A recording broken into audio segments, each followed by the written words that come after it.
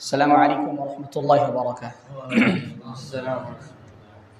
نحمده ونستعينه ونستغفره ونؤمن به ونتوكل عليه ونعوذ بالله من شرور أنفسنا ومن سيئات أعمالنا من يهد الله فلا مضل له ومن يضلله فلا هادي له ونشهد أن لا إله إلا الله وحده لا شريك له وأشهد أن محمدا عبده ورسوله. أما بعد فأعوذ بالله من الشيطان الرجيم.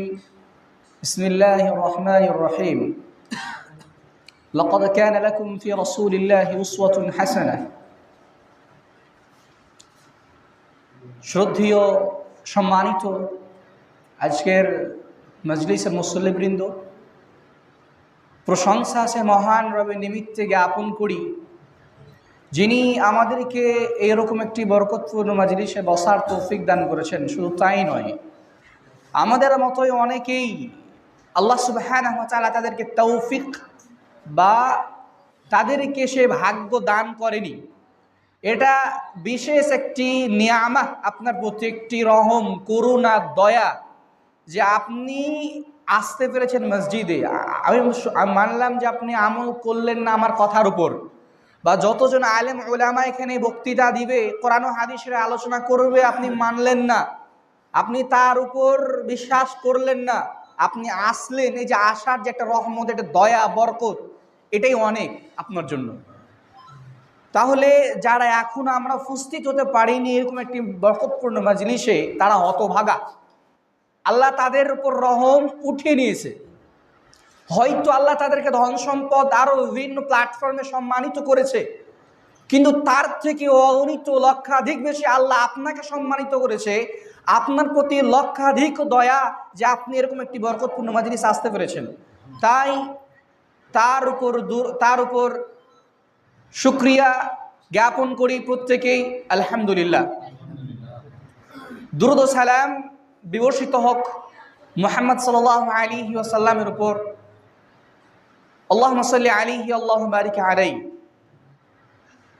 সম্মানিত প্রিয় সুধী, আজ বর্তমান অবস্থায় আমাদের সমাজের মানুষ তাদের সন্তানদের বা তারা নিজেরাও বিভিন্ন জ্ঞানে গুণান্বিত হতে চায়। সেটা হোক বিজ্ঞান, লাইফ সায়েন্স, ইংলিশ, ম্যাথস, বিভিন্ন প্ল্যাটফর্ম, বিভিন্ন সাবজেক্টে তারা এগিয়ে যেতে চায়। কিন্তু আসলে কি এ সমস্ত সাবজেক্ট পড়ে বা এ সমস্ত জ্ঞান অর্জন করে সে কি তার চারিত্রিক দিকগুলি বা তার ক্যারেক্টার বা তার কথাবার্তা বলার ভঙ্গিমা বা ভুল সঠিক এর মধ্যে পার্থক্য জিনিসটি করতে পারবে? আমার মনে হয় না যে ইসলামী শিক্ষা ছাড়া, ধর্মীয় শিক্ষা ছাড়া এই জিনিসগুলির মধ্যে পার্থক্য করতে পারবে। কেননা ইসলামিক এমন একটি শিক্ষা বা ধর্মীয় শিক্ষা এমন একটি শিক্ষা যার মাধ্যমে আপনি আপনার নৈতিকতা, আপনি আপনার চরিত্র, আপনি দিনদারিতা, এই সমস্ত জিনিস আপনার লাইফে নিয়ে আসতে পারবেন। আর বর্তমান সমাজে আমাদের মধ্য থেকে এই জিনিসগুলি আস্তে আস্তে আস্তে আস্তে বিলুপ্ত হচ্ছে। আজ মানুষের কাছে বেশি গ্রহণযোগ্য, অ্যাকসেপ্টেবল সেই ব্যক্তি যে ইংরেজিতে অনার্স করছে, যে লাইফ সায়েন্স এবং ভৌত বিজ্ঞান, যে ডক্টর নিয়ে, ইঞ্জিনিয়ার নিয়ে পড়াশোনা করছে, তাদের ভ্যালু বেশি। যারা ইসলামিক স্কলার তাদের অতটা ভ্যালু নেই।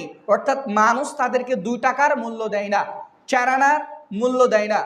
অথচ আল্লাহ সুবহানাহু ওয়া তাআলা এর মূল্য অনেক অনেক লক্ষাধিক বেশি দিয়েছে। আর আমরাও এই জিনিসগুলি মূল্যায়ন করি না।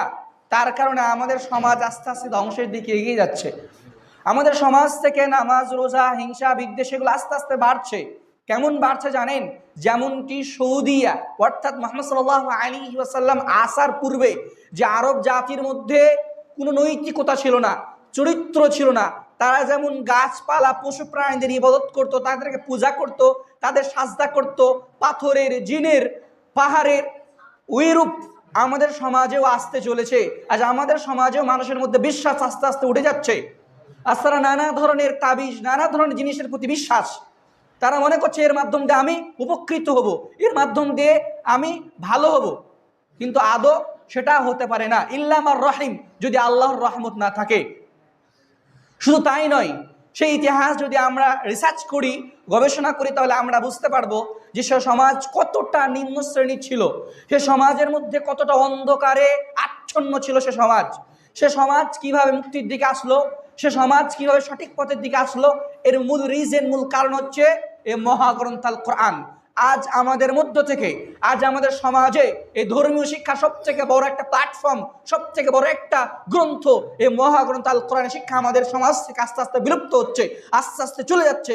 এর কারণে আমাদের সমাজে হিংসা, আমাদের সমাজে বিদ্বেষ, আমাদের সমাজে মারামারি, কাটাকাটি, হানাহানি, ফাসাদ, এই সমস্ত আস্তে আস্তে বাড়ছে। সত্যিকারে বলতে গেলেই যখনই মুহাম্মদ সাল্লাল্লাহু আলাইহি ওয়াসাল্লাম একটি মহাগ্রন্থ আল কোরআন সাহিফা নিয়ে আসলেন এই পৃথিবীর বুকে, তখনই মানুষ মিনাদ-দুলুমাতি ইলান নূর, অন্ধকার থেকে আলোর দিকে আসলো। তার আগে মানুষ চিনত না তার স্রষ্টাকে, রব বলে মানুষ ভুলে গিয়েছিল। তাদের মধ্যে জেনা, ব্যভিচার, সমকামিতা, আরো নানা ধরনের জঘন্যতম পাপ তারা করত। তারা এটা ভাবতো যে রব বলে একজন আছে কিনা তাদের ধারণাই ছিল না। এই অন্ধকার আচ্ছন্ন সমাজকে সঠিক পথের দিকে নিয়ে আসলো মুহাম্মদ সাল্লাল্লাহু আলাইহি ওয়াসাল্লাম এই মহাগ্রন্থ আল কোরআন দিয়ে। কেন? তাদের সামনে যখন এই মহাগ্রন্থ আল কোরআনের আয়াতগুলি বাস্তবায়ন করলো, তাদেরকে অর্থ, ব্যাখ্যা, বিশ্লেষণ শ্রবণ করালো, শোনালো, তাদের সামনে পরিবেশন করলো, তখনই তার আস্তে আস্তে আস্তে ধাপে ধাপে ধাপে ইসলামকে বুঝতে পারলো যে ইসলাম কত একটি সুন্দর ধর্ম, যে ধর্মে একমাত্র আল্লাহ সুবহানাহু ওয়া তাআলাকে ডাকা হয়, তাছাড়া অন্য কাউকে উপাসনা করা হয় না, অন্য কাউকে ডাকা হয় না। এটাই হচ্ছে ইসলাম ধর্ম। আর এই ধর্মের মর্ম যদি আপনি বুঝতে চান, এই ধর্মের স্বাদ যদি আপনি পেতে চান, তাহলে আপনাকে মহাগ্রন্থ আল কোরআন পড়তে হবে। কেননা আমি আরও যারা ওলামা বসে রয়েছেন, আরও বিভিন্ন প্ল্যাটফর্মে যারা দাওয়াতি কাজ করে যাচ্ছে, তারা যতজন মুসলিমকে, তারা যতজন মানুষকে, যত সমাজকে, যত ব্যক্তিকে হেদায়েত না দিবে, কোরআন একাই তার থেকে লক্ষাধিক বেশি মানুষকে হেদায়েতের পথে নিয়ে আসবে। আজ আমরা পড়ি না, আজ আমরা তার অর্থ বুঝি না, তার কারণে আমরা বুঝতে পারি না। ফর এক্সাম্পল, ইমাম সাহেব যখন সূরাতুল ফাতিহা তেলাওয়াত করে, আমরা কজন বসে আছি এখানে আমরা যা বসে রয়েছি, আমরা কজন জানি তার ব্যাখ্যা বিশ্লেষণ, কজন জানি তার অনুবাদ? যদি আমি বাদ দিলাম কোরআনের মধ্যে আরো যে সূরাগুলি রয়েছে ওগুলো বাদ দিলাম, খাস করে যদি সূরা ফাতিহার অনুবাদ, তার ব্যাখ্যা বিশ্লেষণ জানতাম, তাহলে আমরা নামাজের মধ্যে কেটে ফেলতাম। আফসোস যে আমরা সূরা ফাতিহার অনুবাদ বা তার ব্যাখ্যা বিশ্লেষণ জানি না, আমাদের মধ্যে নাই। আমি ওটাও বাদ দিলাম যে ইসলাম ধর্মে যে কালিমা শাহাদাত, যেই কালিমা পড়ে মানুষ হিন্দু থেকে, মানুষ নন মুসলিম থেকে ইসলামকে অ্যাকসেপ্ট করে, তারই অর্থ পরিপূর্ণ আজ মুসলিম সমাজে জানে না। তো এই সমাজ দিয়ে কী হবে? এ সমাজ দিয়ে কী হবে? ছাত্র সমাজ দিয়ে কী হবে? এ যুব সমাজ দিয়ে কী হবে যদি এই যুব সমাজের কাছে ইসলাম শিক্ষা না থাকে, যদি এ সমাজের কাছে ধর্মীয় শিক্ষা না থাকে? সত্যিকারে বলতে গেলে আজ যতগুলি মক্তব রয়েছে, আজ যতগুলি মাদ্রাসা রয়েছে, এই মাদ্রাসাগুলি আস্তে আস্তে আস্তে আস্তে নিম্ন শ্রেণীর দিকে চলে আসছে। এর মূল রিজন হচ্ছে, মূল কারণ হচ্ছে আমরা তাদেরকে সম্মান দিই না, আমরা তাদেরকে রেসপেক্ট করি না। আজ বর্তমান সময়ে, বর্তমান অবস্থায় হাজারো ছাত্রদেরকে দেখতে পাবেন যারা বিভিন্ন প্ল্যাটফর্ম থেকে, বিভিন্ন গ্রাম থেকে উঠে এসছে আপনাদের গ্রামে মাদ্রাসায় পড়তে, তাদের হাতে ব্যাগ ধরিয়ে তারা আদায় করতে যাচ্ছে। এটা কোথায়?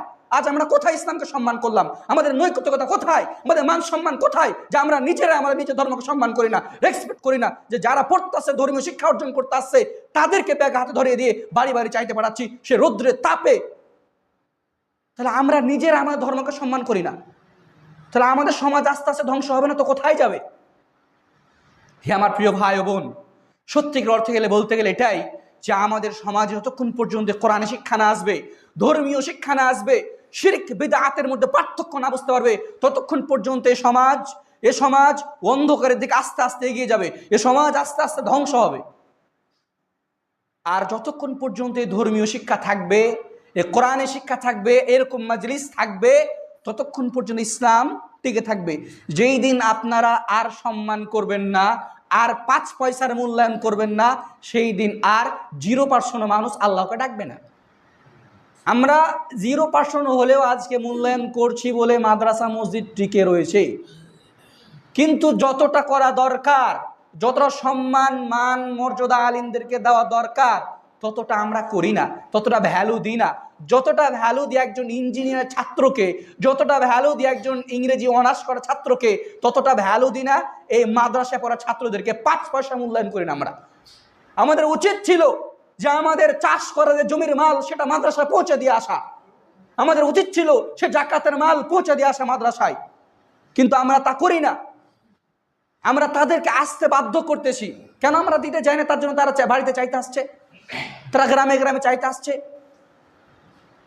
এইরূপ যদি আমরা এই ইসলামী শিক্ষাকে, ধর্মীয় শিক্ষাকে মূল্যায়ন না করি, যদি অবমূল্যায়ন করি বা রেসপেক্ট না করি, সম্মান না করি, মূল্যায়ন যদি না করি, তাহলে আমাদের সমাজ আস্তে আস্তে ধ্বংস হবে।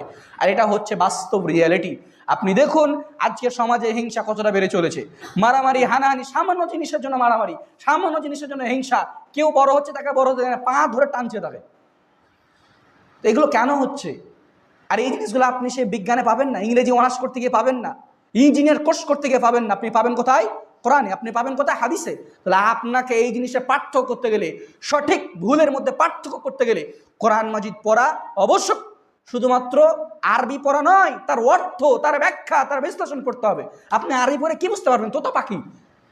আপনি আরবিটা পড়লেন মানে শুধু তোতা পাখি। যখন তার ব্যাখ্যা বিশ্লেষণ পড়বেন, তার অনুবাদ পড়বেন, যে কতজন ইমাম, কতজন আইম্মা এই ব্যাখ্যা দিয়েছে, বিশ্লেষণ করে যখন তাদের মতামতগুলি পড়বেন, তখনই আপনি বুঝতে পারবেন আল্লাহ কি জিনিস, রবের ভালোবাসা কি জিনিস, দয়া কি জিনিস, রহমত কি জিনিস, করুণা কি জিনিস, আপনি তখনই বুঝতে পারবেন। হে আমার প্রিয় ভাই ও বোন, এবার আসি এই শিক্ষার আল্লাহ সুবহানাহু ওয়া তাআলা কতটা মর্যাদা দিয়েছে, কতটা মান মর্যাদা রয়েছে শিক্ষার। সামান্য একটি হাদিস আমি বুঝাই যে খায়রুকুম মান তাআল্লামাল কুরআনা ওয়া আল্লামা। পৃথিবীর মধ্যে সবথেকে best of the best man হচ্ছে যারা কোরআন ও হাদিসে শিক্ষা অর্জন করে এবং অপরকে শিক্ষা দেয়। তাহলে এই হাদিস থেকে আমরা বুঝতে পারি যে সবথেকে উত্তম মানুষ তারাই, বা উত্তম ছাত্র ছাত্রী তারাই, উত্তম শিক্ষক তারাই যারা কোরআন ও হাদিসে শিক্ষা অর্জন করে এবং অপরকে শিক্ষা দেয়। তাহলে আপনি আপনার সন্তানকে যে অন্য বিভিন্ন প্ল্যাটফর্মের শিক্ষাগুলি দেন, আপনার সন্তান অতটা ভাগ্যবান নয় যতটা একজন মাদ্রাসায় ভিক্ষা করে ছেলেটি পড়াশোনা করে ওর মতো সে সম্মানিত নয়। হয়তো মানুষ তাকে মূল্যায়ন করে না, কিন্তু আল্লাহ তাকে মূল্যায়ন করে। ফারিস্তারা তাদের পায়ের তলায় পড় বিছিয়ে দেয়। তাহলে আল্লাহ কতটা সম্মান দিয়েছে, আর এই সম্মান আমরা নিতে চাই না, আমরা মূল্যায়ন করি না। আজ বর্তমান অবস্থায় দেখবেন যে আলিমদের সম্মান, মান, মর্যাদা কোথায়? যে ইমাম সাহেব 10 বছর পড়াশোনা করলো মাদ্রাসায়, আসার পর সে যখন মসজিদে ইমামতি করতে আসে, মানুষ তার পেছনে কত রকম কটূক্তি কথা বলে। সে হক কথা বলে, সে যখন বলে যে বেনামাজির আমি জানাজা পড়াবো না, তখন বলে মুলবিকে বের করে দাও ঘর থেকে, ও মসজিদ ওকে রাখাবো না, অন্য মুলবিকে নিয়ে এসো। আর আপনি থাকবেন একটা এসি ঘরে, আর একজন ইমাম থাকবে টালের ঘরে। হ্যাঁ, এটা হয় কিভাবে? আপনি কোথায় সম্মান করলেন? আপনার ইলমের কোথায় মর্যাদা রয়েছে? আপনি বিজ্ঞান পড়ে মনে করছেন আমি একজন বিশাল শিক্ষিত ব্যক্তি। আপনার শিক্ষা কোথায়? আপনার মান মানসিকতা কোথায় যে আপনি এসি রুমে ঘুমাচ্ছেন, আর একজন ইমাম যার পেছনে 5 ওয়াক্ত সালাত আদায় করছেন, আপনি মারা গেলে সে জানাজা পড়াবে আর সে টালের ঘরে থাকছে? আপনার মান মানসিকতা কোথায়? আপনার সেই যে শিক্ষা অর্জন করছেন, যে ইঞ্জিনিয়ার কোর্স, ইংলিশ কোর্স, আরো নানা ধরনের কোর্স করছেন, ওই শিক্ষার মধ্যে কোথায় আপনি পেলেন? আপনার নৈতিকতা কোথায়? নৈতিকতা পেতে গেলে, ধর্মীয় আচার আচরণ পেতে গেলে, শিক্ষা পেতে গেলে আপনার কোরআন পড়তে হবে, হাদিস পড়তে হবে, তার ব্যাখ্যা বিশ্লেষণ জানতে হবে, পড়তে হবে। সম্মানিত প্রিয় শ্রোতা মণ্ডলী, এই শিক্ষা সম্পর্কে আরো আকওয়াল, আরো হাদিস কোরআন আল্লাহ সুবহানাহু ওয়া তাআলা স্পষ্ট বর্ণনা করছেন যে তলাবুল ইলমি ফরিদাতুন আলা কুল্লি মুসলিম। এই ধর্মীয় শিক্ষা অর্জন করা, এই জ্ঞান অর্জন করা একজন মুসলিমের জন্য একটি ফরজ বিষয়, যে জ্ঞান অর্জন করা দরকার, লাগবেই। কেননা আপনি যখন কোরআন সম্পর্কে অবগত থাকবেন না, আপনি আপনার স্রষ্টাকে চিনতে পারবেন না, আপনি আপনার রবকে চিনতে পারবেন না, ইবাদত কি জিনিস আপনি বুঝতে পারবেন না। অনেক মানুষ আছে যে এখন ইবাদত কি এই শব্দের অর্থই জানে না, অথচ সে নিজেকে মুসলিম দাবি করে। আমি ওটা বাদ দিলাম যে মুসলিম শব্দের অর্থ কি, এটাই এরই ব্যাখ্যা জানে না সে, অথচ সে বলে আমি মুসলিম, আমি মুসলিম, সে বলে নিজেকে দাবি করে। আর ভাই, শুধু মুখেই বললে হয় না যে আমি মুসলিম, মুসলিমের অর্থ জানতে হবে। আপনার কেউ যখন নন মুসলিম জিজ্ঞাসা করবে আমি মুসলিম, তখন আপনি বলে হ্যাঁ আমি মুসলিম, তখন আপনাকে যখন কোনো কোশ্চেন জিজ্ঞাসা করে আপনি বলতে পারবেন না, তখন আপনি তার কাছে ছোট হয়ে যাবেন। তখন সে বলবে যে ইসলাম ধর্মে এর কোনো মান মর্যাদা বা এর কোনো আত্মসম্মান কিছুই নেই।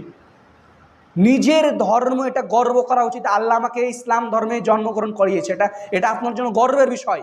গর্বের বিষয় আপনি তখনই হবে যখন আপনি ধর্মীয় শিক্ষা অর্জন করে জানবেন আপনার স্রষ্টাকে, আপনার প্রতিপালককে, আপনার নেতাকে, আইডিয়ালকে। আপনার প্রফেট মুহাম্মদ সাল্লাল্লাহু আলাইহি ওয়াসাল্লামকে।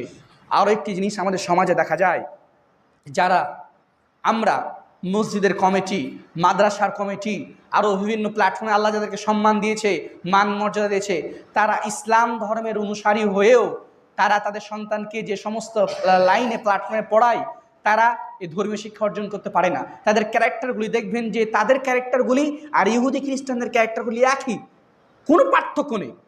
তার সন্তানও সিগারেট খায়, একজন ইহুদি খ্রিস্টানের সন্তানও সিগারেট খায়। একজন ইহুদি খ্রিস্টানের সন্তানও প্যান্টের টাকুন নিচে পড়ে, সেও প্যান্টের টাকুন নিচে পড়ে, সেও চুল কাটে, হেয়ার স্টাইল করে। একজন কোহলিকে দেখে, আর বিভিন্ন যারা সেলিব্রিটি তাদেরকে দেখে এর মুসলিমের সন্তান এটাও করে। তাহলে এদের মধ্যে পার্থক্য কোথায়? আপনি যে আপনার সন্তানকে শিক্ষাগুলি দিচ্ছেন, তো আপনার সন্তানকে আসলে কি নৈতিকতা আসছে তার ভিতরে? আসলে কি তার ক্যারেক্টার তার ভিতরে আসছে?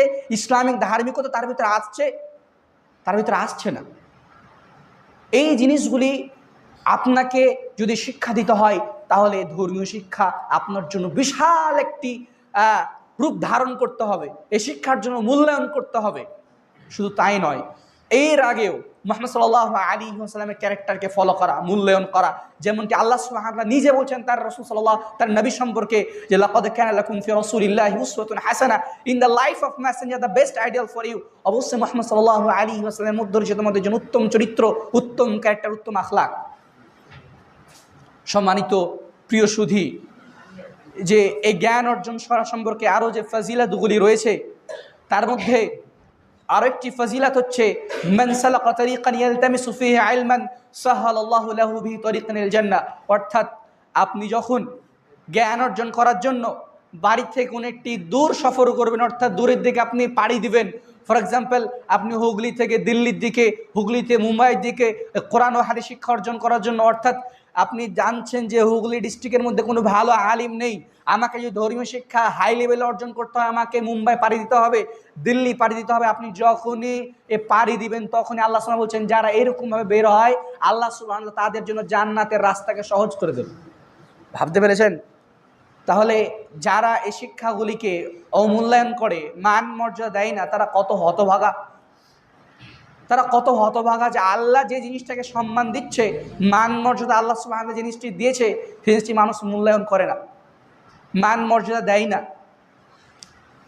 আরও বিভিন্ন জিনিস থেকে কোরআন হাদিসে আপনি জানতে পারবেন, যখন আপনি পড়াশোনা করবেন এই বিষয়গুলিতে, তখন বুঝতে পারবেন যে ইসলামী শিক্ষা অর্জন কতটা জরুরি কর্তব্য একজন মানুষের জন্য বা একজন সন্তানের জন্য।